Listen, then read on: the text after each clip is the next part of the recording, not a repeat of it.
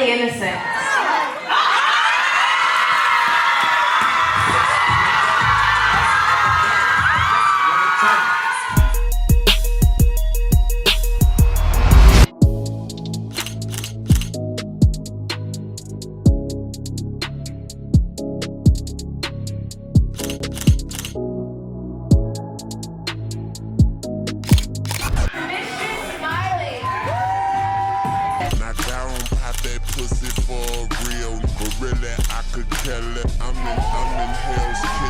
F-R-E-E, fuck nigga free. That mean I ain't gotta worry about no fuck nigga cheat. And I'm S-I-N. Come on, Mike. Two brave women come up here and suck a cucumber dick. Mike, eat some watermelon pussy.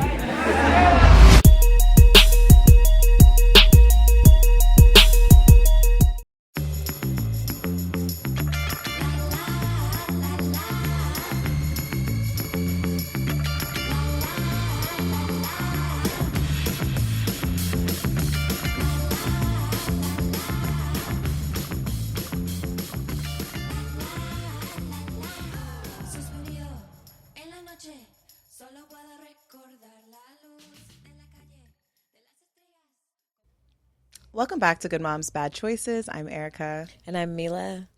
Happy Wednesday. Happy hump day, y'all. Happy first week of October. Ooh, you know, it's our favorite month of the year. It truly is, because a bad bitch was born this month. Wonder who that is. I just can't remember who. What's happening? Evenness, balance. Welcome to Make Your Own Magic October. I love this month because this is where we get to really get a little dark, a little sexy. I mean, I think we're a little dark and sexy all the time. This is where we really get we full permission. Really go balls to the walls, you know? We're like, we're witches. we don't censor our witchness. We're like, it's October, so it's our month.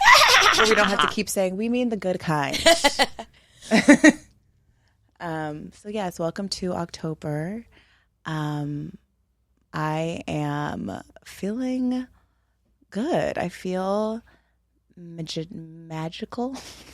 You feel magical. Me too. I feel magical as well. Very magical. I'm feeling magnetic, magical, and magnificent. I love all those M's. Me too. Those are the M's that I love, including Milah. Me too. I love me some Milah. And some me. And some me. I love me some Milah and some me. Some me and Milah sandwich. Have you ever thought about if you could threesome yourself, would you do it? Fuck yeah. I started my entry into lesbianism. With yourself? By funness. With bitches that I look like me. I was into bitches that look like me. I still kind of am, but... I never heard anyone say this out loud. That was the safe, like, it felt safe to me. I didn't realize that's what I was doing, but I think that's what it was. It was like, oh, if she kind of looks like me, it feels familiar. So I went for light-skinned, curly-haired girls. I don't know if that's been my go-to. I haven't really looked for girls that look like me because I don't really think there are a lot of girls that look like me. But if there was a girl that looked like me, I'd not you. Now you're shading me. Sorry, I know there's a lot of basic light skinned bitches with curly hair. That's not a shade at all. Skinny dark skinned girls with short hair. No, never heard of them. I'm not. I didn't. That wasn't a jab, but I don't know why you took it that way. I was just saying, generally speaking, I just haven't come across any. But if I did, there would be a potential for that to happen. And I think I generally go for women that don't look like me because then it makes it easier. Like there's not like I'm not trying to, because I'm not going to think anyone looks as good as me. It's just the rule of thumb. It's just not going to happen. So I might as well go totally different. So you like to have sex with girls that are a little uglier? Is that what you're saying? Like, what? I wasn't expecting you to say that. Yeah. Okay. Got it. So I won't be too caught off guard by their alarming beauty. Oh, okay. You know, you got to be like, I'm 11. You can be a 10 and a half. Especially in a threesome. You can't be like finer than me. Really? I don't mind that. I want to fuck a bad bitch. No, I want to fuck a bad bitch. What I will be offended is if my boyfriend recommends and like under my standard of beauty, then I get it. Boyfriend. Okay, let's be clear. Boyfriends can't recommend shit. Shut the fuck up. That's true. You don't recommend nothing. No, it's nothing. You shut just the fuck up. Maybe you sly. Maybe if you're sly, you plant seeds for a long time until then she comes to the genuine realization that, oh my god, wow, she's so fine. I want to fuck her. But you don't bring bitches to the stable or the table. Okay. Yeah, that's a fact. Yeah, that's a fact. Anyway, we were talking about being magical and welcoming October. I feel like we finally have come into a comfortable place in our witchness, in our occult, that we've come to the conclusion that you either get it or you don't get it, and we've kind of stopped censoring ourselves, saying not that kind of witch, the good witch 400 times an episode, because it's just like, if you're here, you're here. Get with the program. It's true. You should know we're good witches by now. And if you don't, I'm putting a curse on you. But don't cross me, bitch. I know people in high places. And now I know more people because we have some amazing guests this month. Some of them are voodoo priestesses. And I got the tea, and I will put you under a fucking spell if you play with me. I will call her, and she will call her friends. No, I will call her, and she will call her friends. You know who those friends are? Spirits and shit. You don't want to play with them. Spirits, guides, and ancestors. And there's some voodoo other priestesses in Africa that will come. So I'm just saying, watch yourself. Anyway, the good witches, though. That's what we're talking about here. I was thinking about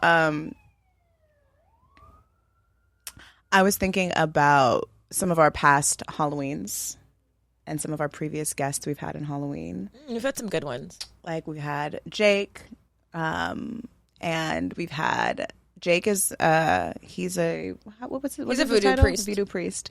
And Milah talks about her experience with Jake. We had on an episode called "You Sacrificed a What" in year 1. That's a pretty good one. We had what was his name? Oh, Chris. Yeah, Chris M. Yeah, he came on and gave us a reading. He's a medium. We might need to call him again. Yeah. Remember we ran into him with Cat and Nat? Yeah. Chris, was it Medina? No. Medina. Chris Medina. Yeah. Who else have we had? We had on, we had the founders of House of Intuition on in October.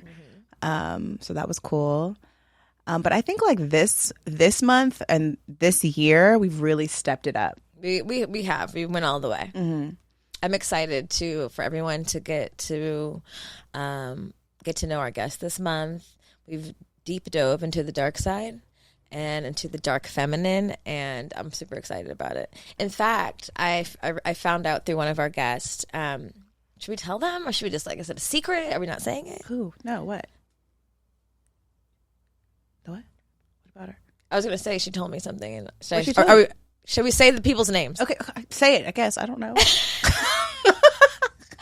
One of our guests this month is the Trap Witch, and we connected with her in Atlanta, and she told me that Lilith is in my first house, and I've been doing like deep research on it, and it makes a lot of sense. Like the dark feminine is very present in my astrology chart, so now I've been leaning into my dark feminine, and I've been connecting a lot of dots from when I was younger. Because I know we talk a lot about like being witches as kids, but not knowing where to place it, or just like you don't really talk about it when you get older because you're like, that was my figment of my imagination.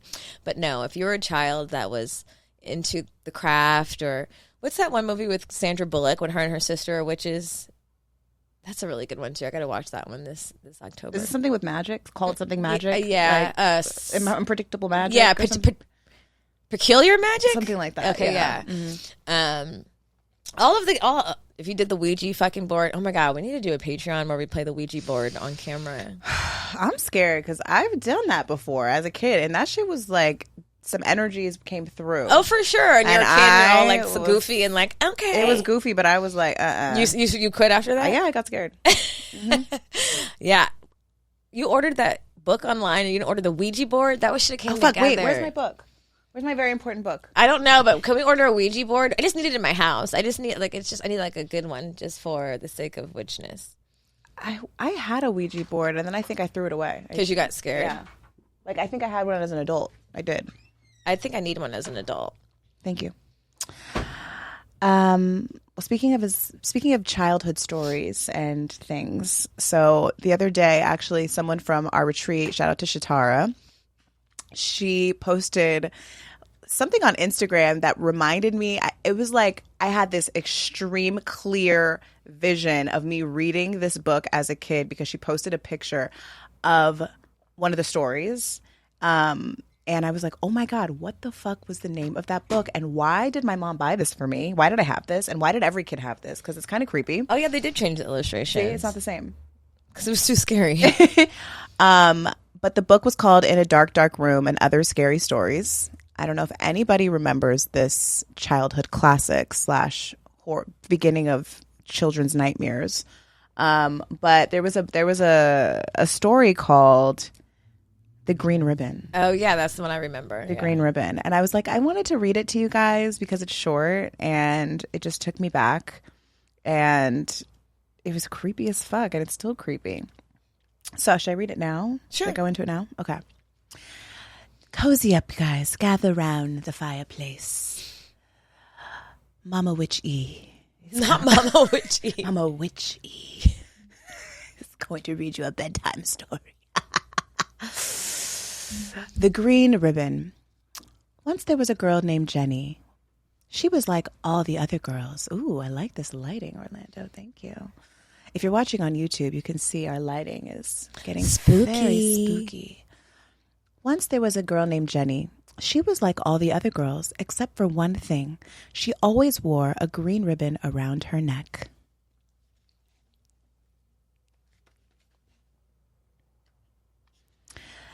There was a boy named Alfred in her class. Alfred liked Jenny, and Jenny liked Alfred. One day he asked her, "Why do you wear that ribbon all the time?" "I cannot tell you," said Jenny.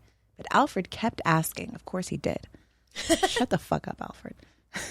"Why do you wear it?" And Jenny would say, "It is not important." Mind your business. Jenny and Alfred grew up and fell in love. One day, they got married.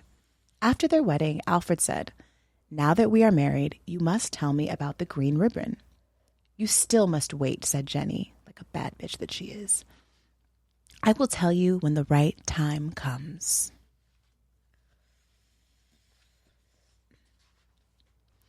Years passed. Alfred and Jenny grew old. One day, Jenny became very sick. The doctor told her she was dying. Jenny called Alfred to her side. "Alfred," she said, "now I can tell you about the green ribbon. Untie it, and you will see why I could not tell you before." Slowly and carefully, Alfred untied the ribbon. And Jenny's head fell off. The end. That scared the shit out of me. That was scared the shit out of me too. You know what scared the shit out of me more was the fucking illustrations in the original, because now they've like made it just a little too modern, whereas before it was giving like colonial horror story. We need to reorder the original illustrations and the original Ouija board.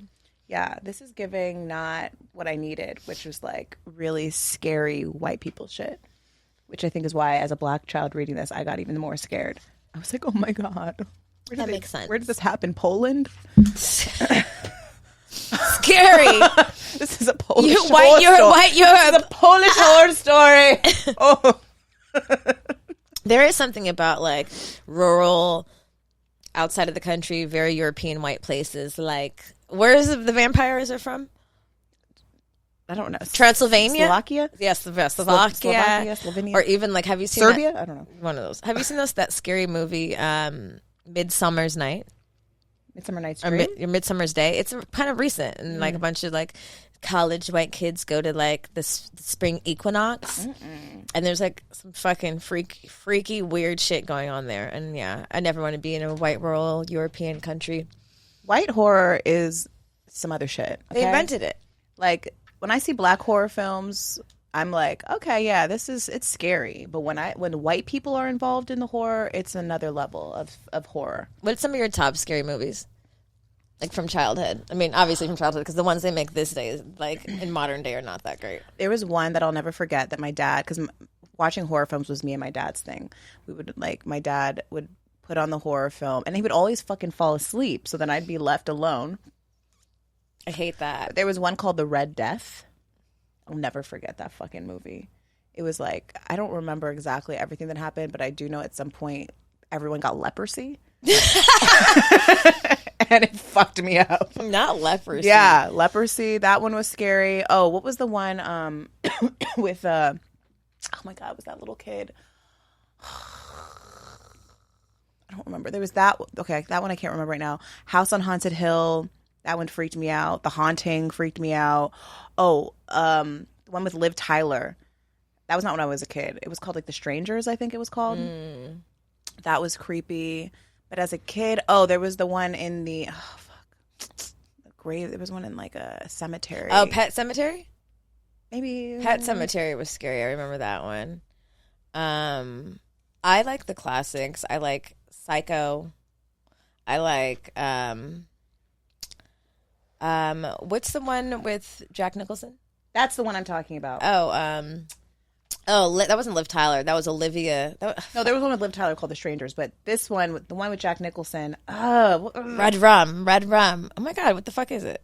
The Shining? The Shining. The Shining. Oh my God, that's a great one. Wait, that's not the one I was talking about, though. But yes, there's that one, but there's another one that is Jack Nicholson in it. Fuck, it's that kid. He's obviously an adult now. The Sixth Sense? The Sixth Sense. That's the Bruce one. Willis. Bruce Willis. Yeah, that was the beginning of M. Night Shyamalan, who I really don't love. He doesn't do good shit anymore. Actually, you know what? You know what I just saw recently? Don't say Old. It. Oh, what? Did you see that one? Old. Is that what it's called? Old, right? Listen, in high school or some shit, I saw The Village and I was done with his ass. Done. It's the worst fucking movie, and it's from a book. It's literally so dumb. It was a waste of my time and my life, and it was 20 years ago. I think you need to give him another chance. Wow, he really hurt you. I mean, I did. I like. He had another movie more recently when he was with a therapist. They're all low key sequels. They're related but not related. But there is a recent one that's kind of good. But that fucking stupid ass Village was dumb. You got to see the one called Old. Okay. It wasn't that good, but it was entertaining. It keeps you on. He doesn't. I guess it's horror, but it's a lot of more suspense. Yeah, I'm more attracted to suspense. I don't like really gore. What really scares me now is things that could actually happen, like kidnappings and shit like that. But also, as I get older, and I don't know if it's just me, does anxiety increase as you get older? But as you have real stress, like bills and keeping a human alive, I have less time to engage in stressful things for leisure. I'm adulthood's dark enough. Give me some comedy, bitch.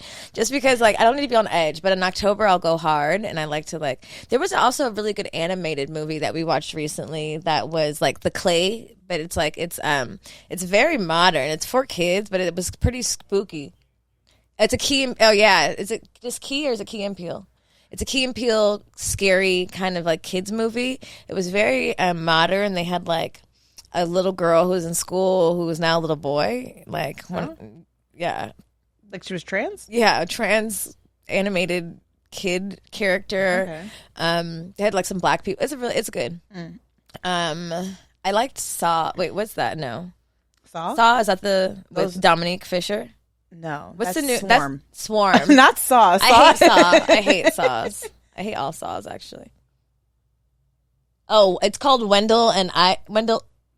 Say it again. What is it? Wendell and Wild? Wild and Wendell and Wild. Yeah. It's about the cemetery and spirits. It's a good if you have a kind of big kid, 7, 8 and up, and for adults, it was good. My daughter's scared of all the things. You know what I like? Can people start sending I'm sorry to cut you off. Can people start sending recommendations for movies that are kid friendly but also adult entertainment? Because I fucking hate kid shit. It has to be good for both of us. Because if it's too kiddie, I am going to cringe. I tried to get Irie to watch The Wiz the other day. I kept falling asleep. I love The Wiz. I kept falling asleep. I couldn't. I just musicals. Oh yeah, you hate them. I just couldn't. I was I know Diana Ross is in here. I know Michael Jackson's here. I know all the fucking people I'm supposed to love and I do are in here. I'm going to bed. My family's theatrical because we're singing, dancing, and watching fucking Hamilton and all of the fucking musical shit. No, thank you. I like it. But I understand, like, it's like a little cheesy for your taste type of thing. Yeah, I just like when you just start breaking out into song in the middle of like a sentence, it just throws me off a little bit. That's why they have to be good There's ones. certain ones that I've said, okay, I like that, but I'm not gonna like go out of my way. I'm not gonna go see a musical in the theaters. No, I'll wait till Probably not in theaters. I mean, at this point, you don't have to wait for anything, but I wasn't gonna do that. Live would probably be good. But my daughter's into musical theater, so I was like, let's watch The Wiz. You'll like that. She did it? And I was like, so will I. And then I was like, don't come for me. Not so much. So, what's been up? Well, I'm smoking right now. That's how is it? It's good. I got this strain from Gorilla RX, which is one of the first Black-owned, woman-owned dispensary in Los Angeles. Just make sure you check them out. It's called the Pink Label. You like pink? Yeah. It was like Moroccan something. I can't remember. I ripped off the label. It's pretty nice. I'm high. Yeah? I was just debating if I hit that a little too early in the episode. We got straight to it. We did. You know why? Because I had taken a cocktail of vitamins this morning. That Not a cocktail. it is. How many different ones do you have to take? I think it's like 3 or 4 in a packet. Okay. Anyway, a company sent me some vitamins, and basically all the advertisements say it's better than Adderall. It's the better thing. Like, it's basically natural medicine for ADHD. And I've self-diagnosed myself, and so I just went straight for it. I was like, energy, boom. And then I told Erica, I was like, yeah, I was feeling a little weird on my hike. She was like, so you just took some pills that a random company sent you in the mail? And I was like, yeah. Yeah, I did. They have a lot of Instagram followers. They're not going to kill me. So, if anything happens Probably won't. Just new ways to dose out to the doses. That dose out. Oh, right. They're like, I know how to get the natural bitches. Well, they already did it with the Ozempics. They got us for our vanity, putting weird shit in our bodies to be skinny. Now they're gonna get the healer community by calling it natural. The Ozempics are going crazy. They're going crazy. I thought about it. I was like, should I get Ozempic? And then I thought, I've dodged. I can't. I'm not a vaccine type of bitch myself. And I'm just I don't even take medicine when I'm sick. I try not to unless I have to, So I don't know. I was just like, yeah, we don't know what this does, but I want to be skinny. They almost got me. They still could. I know. I think it's like there's something about like becoming more vain as you get older. I feel it. I feel it. I'm like, it becomes, when you're young, it's easy to say, I would never do that. There was a lot of I never would do's that I've done, including these. Okay. You said you would never do that? Yeah. Huh. I was like, I would never get plastic surgery. I would never get anything. I was like, sign me up. I thought I was going to get boobs really early because I don't know, I was just that type of gal. But here I am. It's no boobs yet. End up being more natural than I planned. It's like we're the opposite. I know, what the fuck? But it's not off the table. I don't know what's going to happen, in the next fucking 10, 15 years. I'll be a bitch who fuck around and get boobs. Should we are we going to have a debut party? Yeah, I'll have a boob party. I'll probably fuck around and get boobs and I'm like 55. Just a zhuzh, you're like, fuck it. Late in life boobs. Late in life plastic surgery. Life boob jobs. Yeah, I know. I was just talking to my other homegirl about like getting, she's like, oh, I only get my fillers done like once a year. These girls, they've been getting them like every 3 months. And I'm like, girl, you need to chill. We're still young. And I'm like, do I need to get some? Like, am I behind? I'm just afraid my face is going to look different and I don't have time for that. It might look different. I think that's, maybe a little lip. You do not need no fucking lips. That looks like the most fun thing to get. But you have lips. That's kind of nuts. I know. But that girl from Friday? Can we zoom into Jamilah's beautiful lips? I wish we could. I'm not going to do it. GP, cut into these lips. Look at these gorgeous, luscious lips. Hi, GP. But the girl from next Friday? Which one? The girl. The girl? The model girl? Yeah. Those lips she has. Are they real? I don't know. They're like very like Bratz doll. Yeah, like Angelina Jolie. Look. Not that's my lip idol. You remember Friday After Next? She's my lip idol. Yeah. It's true. Oh my God. You know, Cat Williams is a hoe, and I've always aspired to be like the hoochie. I've always had a deep liking for the dark feminine, like the sensual, the sexual. I think we talked about this too, but just someone showing a little bit of skin, the girl wearing no bra. I'm like, I was intrigued by that. That attracted me. I was like, I like that. I'm like that. So embrace it. I'll embrace it without getting the zhuzh. The zhuzh? Yeah, don't do that though. I mean, my titties I started somewhere else, and then I ended up with titties. I wasn't even going in for titties. I was going in for liposuction and left with no lipo and tits. So they worked out in your favor. They got me, but I don't think you need about the lipo, yeah. Yeah, I paid a lot more, but they look good, though. I'm happy. I love my titties. One of my best assets. My best asset is my ass, but then my tits. It's a great combo. Every year, Erica promises to me, we're gonna make enough money. We're gonna buy you tits. We're buying you tits and a diamond chain and a rollie. I just want a rollie with the diamond band. That's our manifestation. Once we get those three things, once we both have tits, we both have rollies and diamond chains. Then we made it. I know. I want one more thing. What? I want a Bronco. Okay. Okay, we can make that happen. I always think about that. I'm like, if I get or like a Jeep Wrangler or a Bronco, then I'll be happy. It's done. Exactly. Bitches always want to put what's going to make them happy in the future. I'll be happy as soon as I get a four-wheel. Yeah. Then I'll be so happy. I'll be so happy. If I woke up to this every morning, I'd be so happy. You know, I'd be getting where I need to go now. But if I get it real high up in a Jeep, ooh, I'd be so happy. And if I did it with new tits. Yeah, that's why it's so funny because I mean we have to try to. That's why living in the present is so important.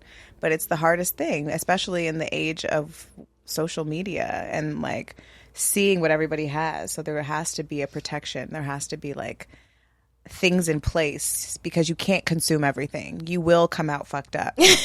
There's no way you consume everything and you're a normal person. You don't get to be on TikTok, Instagram, Twitter, X, whatever the fuck, Threads, Hinge, here. And you don't get, like, I feel like there's a level of, like, disconnection you have to have from, like, everyone else's opinions. Because everyone's opinions weren't always so easily accessible. Right. You know? Right. And so I think it causes confusion and... yeah, I think it causes confusion, period. For sure it causes confusion. We're consuming a lot of information on a regular basis that is like laced with a lot of dumbass opinions. And like, if you don't know yourself, you'll start believing everything. And like, you know, this is going to not be a popular opinion, but I'm just going to assume that because you're listening here that you're not a part of this people and you're going to agree with me that like, I would say a strong 90% of the population is dumb. Think about it. I mean, like dumb is relative. Okay, well, lacks common sense, and that in the sense that a lot of people can be on TikTok, be on Instagram, be on blah blah blah, and people's opinions, all of those channels will curve and curate how they feel about themselves and how they perceive their outside world. Mm-hmm. That's what I mean by like not dumb, but like easily influenced. Cattle. Yeah. Easily guided. Blindly. Yeah. Yeah. So watch what you consume. Watch what you consume. I mean, and like even you have to create. I think even too thinking about the theme of magic and why it's so important to have rituals, practices, whatever they are, like something to hold on to, whatever the essence of who you really truly are, how you relate to nature, how you relate to your relationships without the influence of so many opinions, you know, like there has to be a groundedness and technology and just I think the exposure to so much information kind of takes you away from the core essence of what this experience is supposed to be while we're here. Absolutely. And it's really not about, it's just not about labels. It's not about like Christian or spiritual or or I don't believe in this, or Republican or Democrat, or you know what I mean? It's literally like a lot of this shit we just don't really fucking know. A lot of shit, most of the shit you don't know for it's sure. It's not fair. You just don't have all the information. You never will. And so it's fair to say, let me go inside and think, what does my gut think? What feels good to me? And fuck what everybody else thinks, you know? Like, that's the trick of life, is like being able to say, fuck what everybody else thinks. What do I think? How does that feel? And then like find the people that who can support you in that. If I'm like, I'm a magical fucking night fairy, and all my friends say, yes, you are, that's all that matters. I'm in my own bubble, because like words are so limited, right? Like today, like I was telling Orlando I was nauseous, and he's like, what do you mean nauseous? And I was like, what the fuck do you mean? Don't you know what nauseous means? But then it dawned on me, only I think this deeply, maybe because I took that multivitamin that I have no idea what I consumed. It dawned on me, where in humanity and how did we find a way to describe feelings?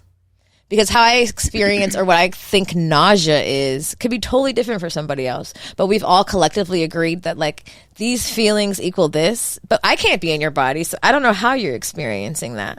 Mm-hmm. I know, you know what I mean? Like feelings in general, I could be like, I'm happy. Well, all you can do is like listen to the symptoms and then say, oh, sounds close enough. This is the best word I can find. You know, so it's just like everything really is based on feeling, and then being able to, you know, just relatively express that feeling, because it is just like you in your body, in your heart, you know what I mean? Like you're in your own universe, and then you try to connect with people that like you can relate to, but we'll never be in each other's universe. It's true. Sorry, I'm high. I just got real high deep. So you know you can't feel my feelings, and I can't feel yours. We are our own separate universes. You are a universe over there, and I am one here. No, it's true though. We are, and that's why like we already have everything is already designed how it's going to be, you know. And we have these like soul journeys that we're on as individuals to experience or to overcome things from that we've acquired lifetimes ago, that we've yet to learn that lesson. And so, even when I'm thinking about like making hard decisions that I feel like are like not my own. Like sometimes I'm like, why do I feel so weak in this? Like I'm like, this feels like deeper than, this is connected to something else behind me. You can feel it, you know, and you know that like this lifetime or this situation that you're in right now is that turning point, that decision where it's like, okay, I'm going to now break this and do better and change this. And that's often the hardest shit, because like it is the hardest shit because it's so deep and it's so ancient. It's so ancient, and you have to be in a certain awareness to acknowledge it, hear it, acknowledge it, but then follow it, you know, because we are pulled. We're all pulled in certain directions, and that's generally your guide or your intuition telling you something, and a lot of times we ignore it.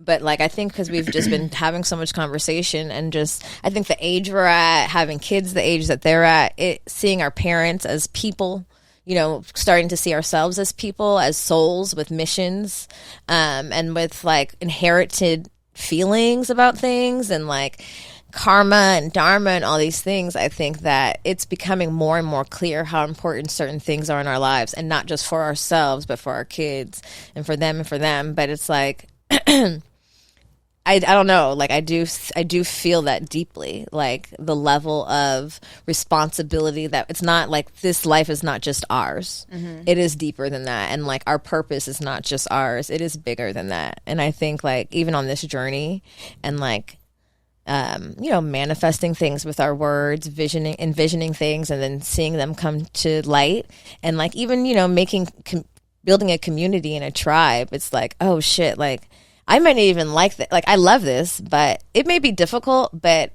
and I can't put it down because it's so much bigger than me. Like it makes you even more on fire for the journey because it feels like something's pulling you. Yeah, no.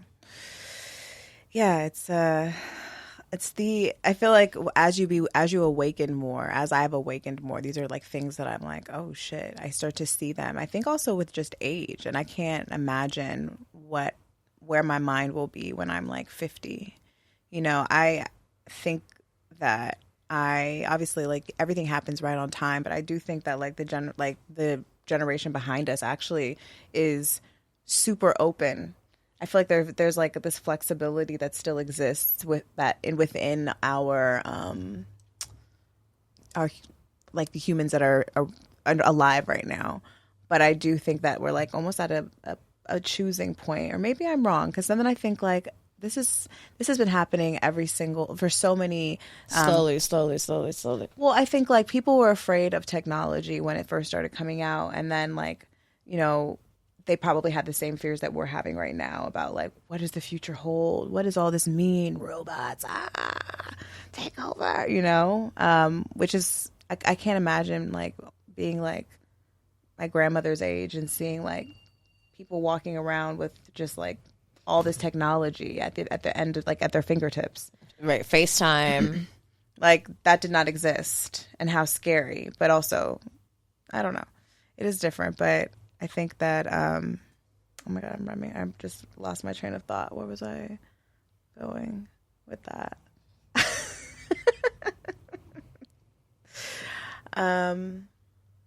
Anyway, knowledge is power. Power to the knowledge. Don't smoke weed, guys. Or do. It will come back to you. But knowledge is power. But knowledge of self is really the power. And knowledge of the unknown, whatever that may be, like leaning into it, not being afraid of it, because often on the other side of the veil, there are the messages, and like that's in the shower, that's hiking, that's just like that little voice inside of you. You know what I mean? And it's like, listen to that.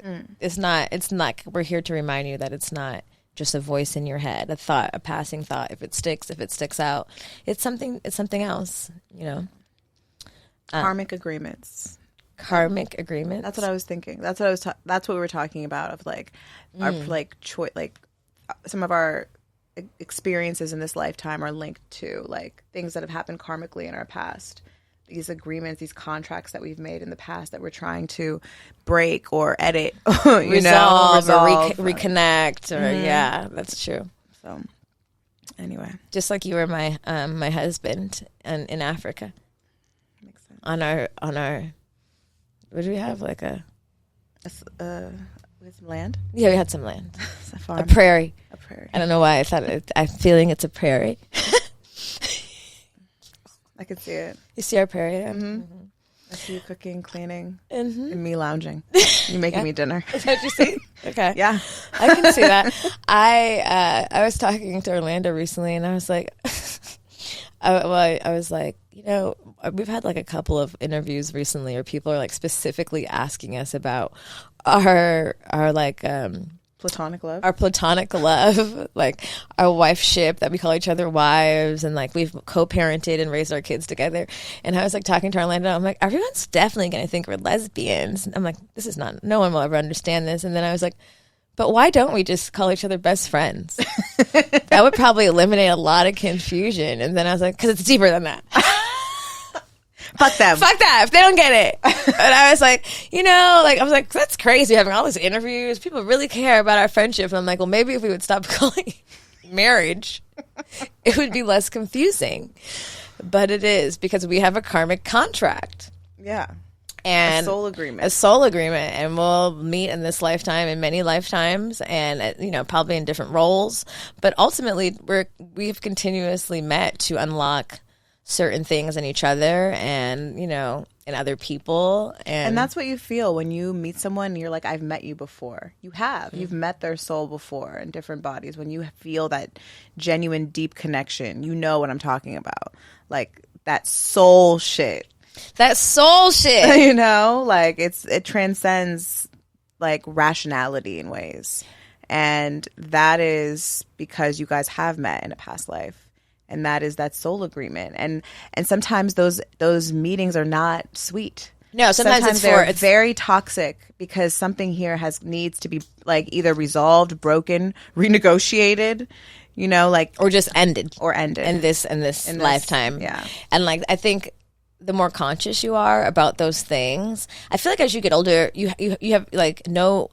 It's kind of like undeniable to be more conscious of it, but I thought about it again recently because I was hanging out with a friend of mine that I've known for like a couple years now, but we met in House of Intuition randomly, and I was like really like something in me was like, hey, hi, you know, like, and I was like, hey, give me your number, and I was like being a little like weird about it, but I was like, why? I'm being a little weird. I was being a little like I don't know if I was being extra friendly that day, but something was telling me to ask this girl for her number. Bitch, it was me.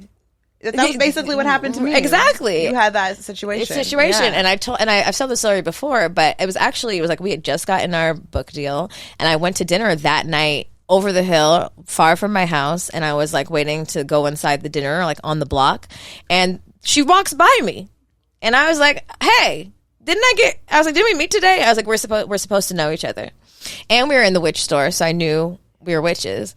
But a part of me saying that is just like I mean we're great friends, we hang out like not all the time, but I still know that there's something conjuring, you know, but I have no shadow of doubt around it because I'm just that like I've sharpened my tools that much that I trust my intuition so much that it's not even a question. So I nurture the relationship even though I'm a busy bitch and I'm a mom and I have a lot of great friends, and I think people close themselves off to meetings because they have no time and they're busy and they have jobs and stuff, and all of that's true, but I think because of that we become even more sharp in our tools because if I'm so busy and still I'm feeling pulled to have this like nurture this relationship with you, it's probably for a reason. And you know, people like people fuck around and spend their time in places that end up not feeling like productive or good for their soul, or that something is like dragging them, and then they don't spend their time nurturing new relationships, or like, you know, like if you keep seeing the same person in the same neighborhood and not speaking or whatever it is, it's like those pools are for a reason. Yeah. And like don't ignore them. And like it may be on some spiritual shit, like a lesson for you, or it may be on some like birthing shit where you can have the ability to co-create and partner in a way. But like everybody significant in my life, you know, I've noticed that it's obviously for a reason.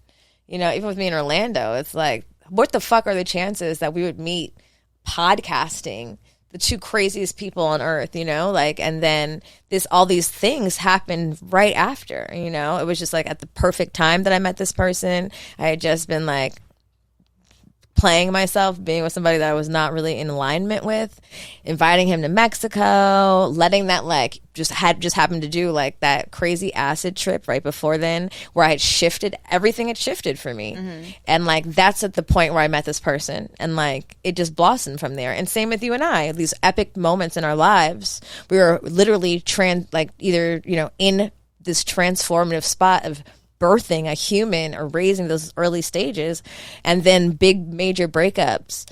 What else would have like cultivated and perpetuated this type of friendship had it not been for those major shifts, you know, opened us up in that way? And so it's like you can ignore that gut feeling, and like you can ignore it and not like refine it, but you'll play yourself every time. But I think it's even more so too is it's a reminder that you have to allow the shifts to happen in order to get the initiation into your next evolution, right, your next elevation. Because a lot of times we prolong the initiation because it's uncomfortable. Because like, you know, I could have stayed in my situation and I probably wouldn't have a podcast with you. I could have prolonged the initiation, and eventually I was not going to be in that relationship. But had I waited any longer, everything could have been different. Had I stayed in that relationship 1 month later, this still might not have happened because my karma and whatever, it shifted. And same, had I not had you to like hold me accountable in ways, you know, because you shifted, but then you stood your ground. And I was like shifting, but I was like in between, and like I needed your support, and vice versa, to know that there was something else, you know. And like, yeah, I think you're right. I think sometimes we drag our feet because something is so deeply uncomfortable, even when that's because it's something unresolved, because it should be in a place. If you're really resolved in things, then you can move through things with ease and grace. But if it feels like I don't know, just challenging to a point where it's hurting you, then you know this is some past life shit. Like, I haven't resolved this, because nothing should be able to shift me like this. Nothing that I'm resolved with will allow me to shift like this. So what is it here? What is this pain? What is the thing that we didn't get through last lifetime that we're going to figure the fuck out this lifetime?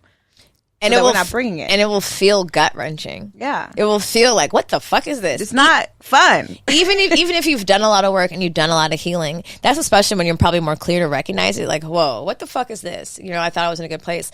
But like those things are the things that, like, if you go, let it go to the next level, then you have the, you know, the opportunity. That's what, you know, the good, there's something on the other side is what I'm trying to say too, is like, all these shifts these major shifts in our lives were to invite in better things every single time. It's never to invite anything worse. When you start choosing yourself, and also just like choosing what feels the best spiritually aligned with you in this iteration of your lifetime.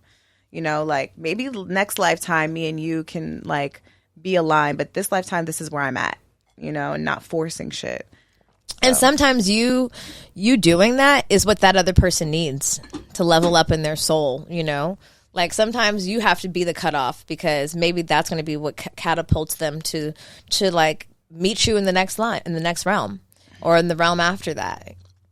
But sometimes we hold on to shit so much because we can't logically understand it. Mm-hmm. And sometimes there just is no logic. It's just blatant feelings, and that's it. There's no logic. You just have to honor it.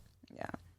It's beyond logic, because it's literally soul contracts, soul journeys, just things written in the stars that are beyond what what it's supposed to be, you know? And that's how you know that energy is real, and that there are like vibrational matches and matches that are not vibrational at all. And you have to be able to honor that, and you know it, and you feel it. You feel it in work, you feel it in friendships, you feel it in like spaces, places. Like, I'm not even just talking about people. Like, you know when you feel off. Yeah. So. And I think once you start to embrace them and allow those feelings to guide you, you will end up in more places that you're supposed to be than not. Mm-hmm. You know? And so when you get to those places, you can kind of give it to God. You can kind of like give it up for faith. Like sometimes, like I've been in tough spaces, and then I come to more places, and I'm like, this is tough, but I have this level of knowing that it's not forever. It's not forever. Mm-hmm. I have a level, like even when I'm stressed and I don't know exactly what's going to happen, I have a level of understanding that because I chose the first move in the domino, that everything else is also like in alignment, because I know I've chosen this, and then this has chosen this, and this has chosen this, and because I've chosen my gut, I know it's not going to fail me now. Right. It's not going to be like, oh, wrong, oh shit, you fucked up. It might take you on a little adventure, a little side street, real quick. Right, but it's going to loop. But you're going to come back. Yeah. Yeah. So I do find that I stress less. You know, I'm like finding more of a regulated nervous system, and just knowing that I'm in my purpose. And because I'm in my purpose, everything that comes to me is going to come to me, and it's supposed to be what it's supposed to be, whether it be a lesson or just the passage to the next place. Mm-hmm. Yep. Amen. Hallelujah. Hallelujah. Hallelujah to the Halloween gods. Welcome to the Good Moms Church Halloween edition. We're not a cult. We're just a church. To the Church of Saint Milah and Saint Erica. Oh my God. We didn't pull a card because we wanted to do it live for the people, because we always pull it before, and I'm like, I wonder if they think that we'd be like pre-pulling cards, because the cards always be so on point. They just they're always doing what they need to do and say what they need to say. So, is it tarot time? It's tarot time.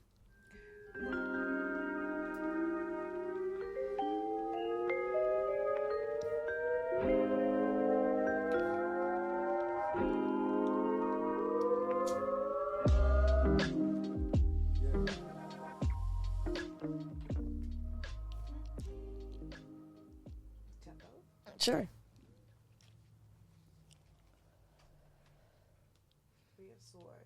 Queen of Swords, Three of Queen of Swords and Three of Swords. Queen of Swords. Queen of Swords and Three of Swords. Queen of Swords, Three of Swords. What are the swords again? I think I forgot. I want to say of logic. Logical. I like this. The Queen of Swords is an independent, unbiased judgment, clear boundaries, direct communication. The Queen of Swords combines the mental clarity and intellectual power of the suit of swords with the maturity and receptiveness of the Queen. You have the gift of being able to use your intellect and unbiased judgment while also remaining flexible and open to receive input from other sources, aka your intuition. As you lead from the head and not the heart, you are better able to discern situations without the influence of emotion or sentimentality when you respect your intuition. You may believe that empathy or compassion towards others will distract you from the task at hand. Instead, you prefer to know the how, what, why, where, when, and who of everything to help you make sense of the environment and better understand others. It is not that you do not care about others, but you connect with other people through an intellectual understanding rather than an emotional one. Energetic intellect. I just said that. It's not on there. The Queen of Swords notes that you are a truth seeker. You're open to hearing the thoughts and opinions of others, but ultimately you filter that information to decipher what is true and what is not. I told you the voodoo people will come after you, ho. When interacting with others, you will not tolerate mistruths or excessive fluff. You prefer to get to the heart of the matter without engaging in too much chit-chat or gossip.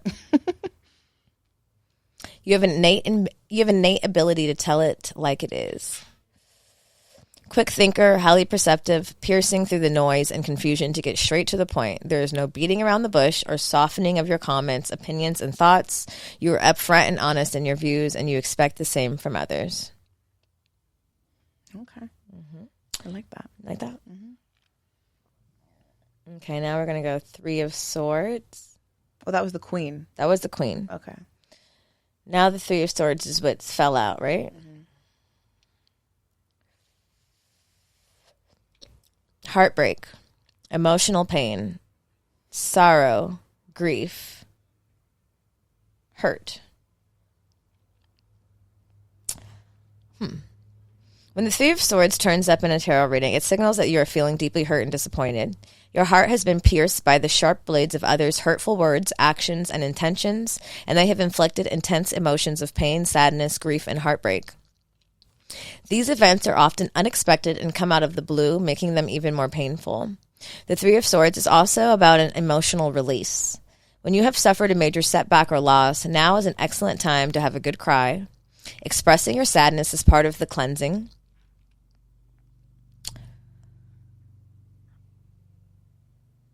Wait, hold on. Where the fuck did it go? Okay. Expressing your sadness is a part of the cleansing process, and letting it all out will help you move on to better times. Allow yourself the opportunity to experience these emotions, no matter how painful. Cry, shout, or scream at the top of your lungs. Do whatever it takes to express your anger or pain, as this will help the emotions flow through and out of you. However, it is also essential that you continue to focus on the path ahead. You may run the risk of becoming so absorbed in the emotions swirling around you that you lose sight of the need to just let go and move on. Your focus stays locked on the damage when it should be on the recovery. Now is the time to accept what happened and move forward with your life. The Three of Swords comes as a reminder that pain, sorrow, and grief are a necessary part of life. Without pain, you would never experience the challenges you need to grow and develop as a person. Every hardship creates discomfort, which inevitably turns into an opportunity to become stronger, learn from your mistakes, and change the course of your life for the better. While the pain may cloud your vision for a time, it will eventually bring clarity and enable you to put the past behind you. Can you see this experience as a learning opportunity? Initiation. The good news is that this painful season will pass. While the Three of Swords brings hurt and sadness, it is only temporary. You will bounce back. The clouds will dissipate, and soon you will have a better perspective of what you can learn from the experience. You can conquer any pain that comes your way. All it takes is faith, self-love, forgiveness, and time. Time is the greatest neutralizer. The Three of Swords arrives when you're taking others' words to heart. You may be more prone to internet trolls, workplace bullies, or spiteful strangers. Or it may be closer to home with those you love saying hurtful words to you. Just remember that you do not have to accept their words as truth. They are merely another person's opinion or a projection of their own inner fears and anxieties. Shift the energy by looking at these people with a compassionate heart. What struggles are they going through that they feel the need to throw their insecurities at you? A lot. Be mindful, too. Why are their words triggering you? Is there a more profound truth in what they've said? One you might not be willing to see just yet? Use these pain points to expand your perspective and see the bigger picture of what is happening here. Look back at your karmic. Take a second. Take a second. So, the cards never lie. Whoa. I mean, goddamn. There you go, baby. This is your sign. Yeah. Yep.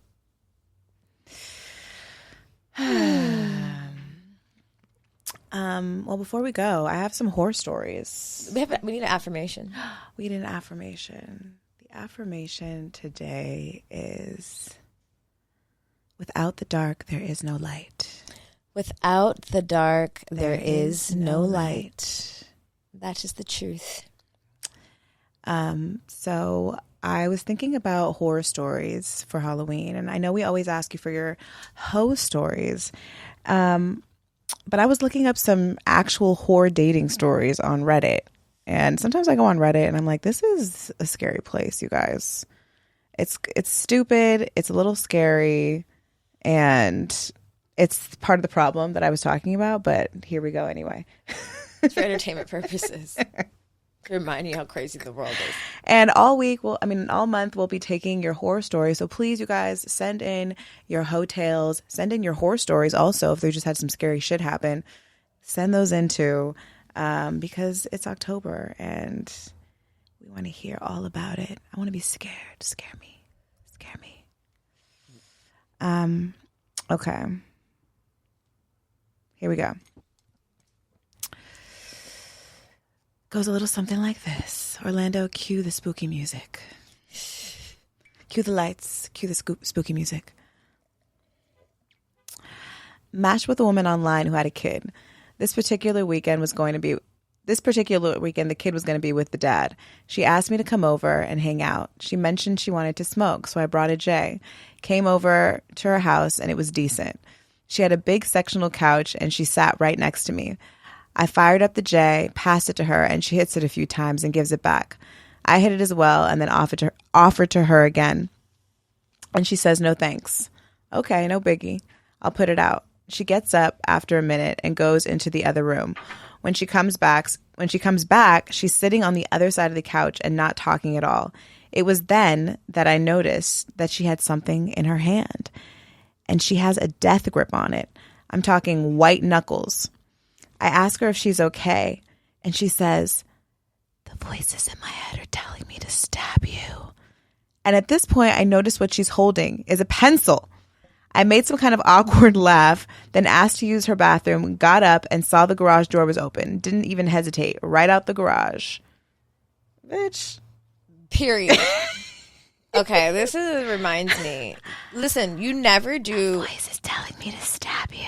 You can't do any drugs with people for the first time because they can they can go bad. Yeah, they can interact with people's bodies negatively, and I've seen it happen. And Weed? All types What of do you shit. mean? That's how everyone hangs out. No, a bitch left me at a I knew she didn't smoke. She left me at a concert. We were great friends, but she literally left me. She didn't call me. She didn't say shit. She just left me there. And till this day, she's like, you shouldn't have gave me weed. Like, it can alter people's personalities. Like, but this is a little extreme. You have a that's pencil crazy. and you're trembling in the corner with your fucking pencil. if you like something, yeah, maybe it activated crazy. Some drugs activate crazy, including weed, and you got to be careful. You can't just be going to bitches' houses from Hinge and shit. And You Tinder. have to be careful. I've done it, but don't do it. Wouldn't recommend. We've We've all done it. We've all fucking been to. We're all people's lucky to houses. be alive. We all truly. You are. If you're listening right now and you've done this, you are meant to be here, bitch.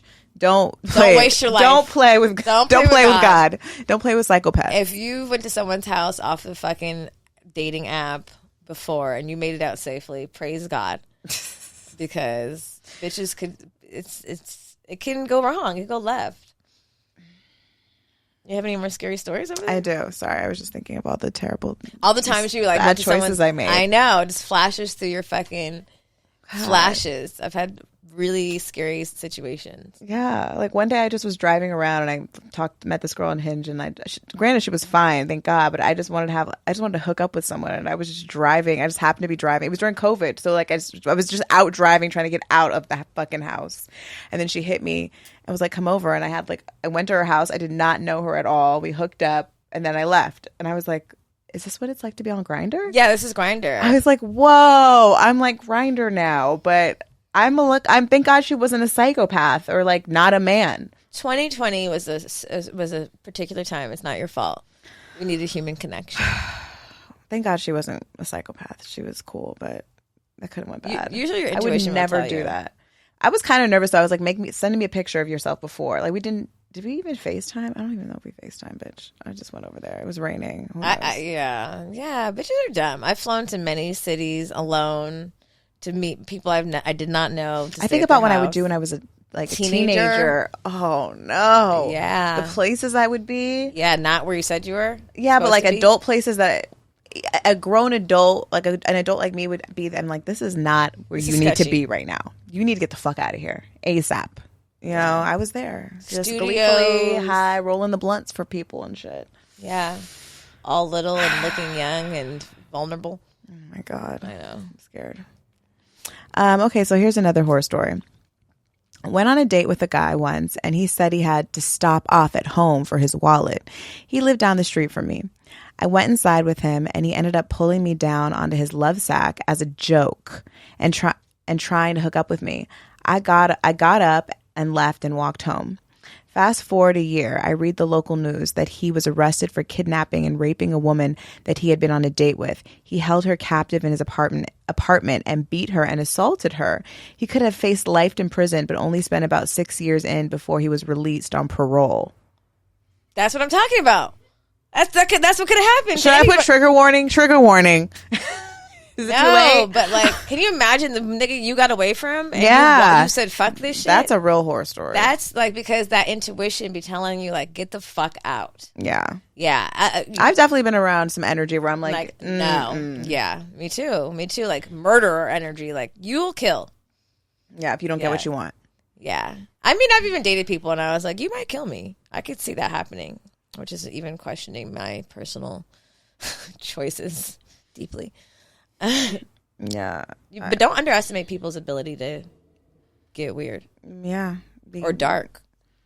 Just turn out of nowhere. Do you believe people get possessed by spirits? Yes, I do. Me too. Yeah. I believe there's like people that are more susceptible to that kind of energy to be like attached to them. Yeah. Is that what a succubus is? A succubus. Succubus? Oh my God! Someone was talking about that in one of these stories. That someone said they had a succubus inside of them and it turned them on. What is a succubus? I forgot. Is it like something that sucks energy? I think so. Sounds like it. Should we look it up? Yeah, look it up. Yeah, or you know what I heard that a lot of times, like a succubus is a demon or supernatural entity in folklore in female form that appears in dreams to seduce men. I like her. I have a succubus inside of me too. She's like Lilith. Wait. Seduce men, usually through sexual activity. According to religious tradition, a succubus needs semen to survive. Repeated sexual activity with a succubus will result in a bond being formed between the succubus and the man. The succubus cannot drain or harm the man with whom she is having intercourse. In modern representations, a succubus is often depicted as a beautiful seductress or enchantress rather than demonic or frightening. The male counterpart to the succubus is the incubus. Oh, incubus. Wait, so she doesn't harm him? She just... I love that band. Sorry, it's the white girl in me. She doesn't harm him? She just makes him, like, attached to her forever? It sounds like she seduces men and, like, pleases them, and they stay. Okay. Because she needs their semen.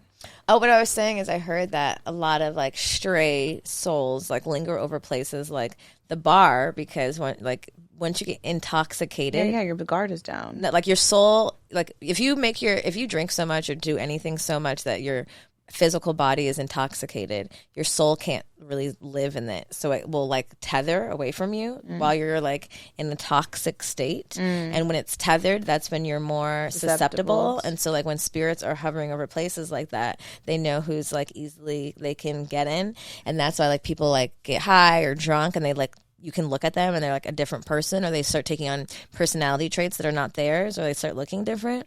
It's because they're like been infiltrated, been infiltrated, like by a demonic or whatever, not their own soul entity.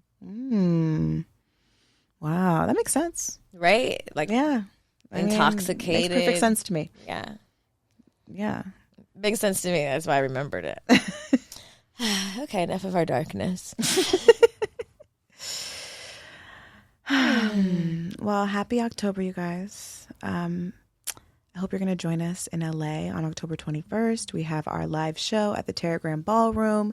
It's a bitch's birthday. Are we going to wear costumes? I think that we should. I think that if you want to wear a costume, let's do it, because I want to wear a costume. What's the theme? What's the theme? I don't know. Is it just like a costume party? Bitches need a good direction. Silver, gold, Egyptian. What are we doing? Are we Beyonce? Like, everybody wears silver and mute. Well, if you dress like a call girl, who is your version of a call girl? Okay, it could be a call girl or like, yeah, whatever you want. I want something kinky. Divine feminine, something kinky. Dominatrix, whatever. I mean, just get sexy and dress up. Yeah. That's all bitches want to actually hear. Just wear a bodysuit and some fishnets. Perfect. It'll be fine. Oh my God. I'm high as hell. I am too. So we're going to go now. Yeah, welcome to Make Your Own Magic October. You know where to find us. On Instagram at goodmoms_badchoices. You can find me at Milah with an H_map. At Watch Erica. You need to see us on YouTube. We did some really tricky, cool lighting. Wow, we're high. Lighting. We look really sexy and witchy. I read you a nighttime story with pictures. We have roses. And we'd like you to subscribe and comment. Also, review this episode and come to the retreat. There's very limited spots left. It's in August 2024. And that's it. We love you. We love you. Bye. Bye.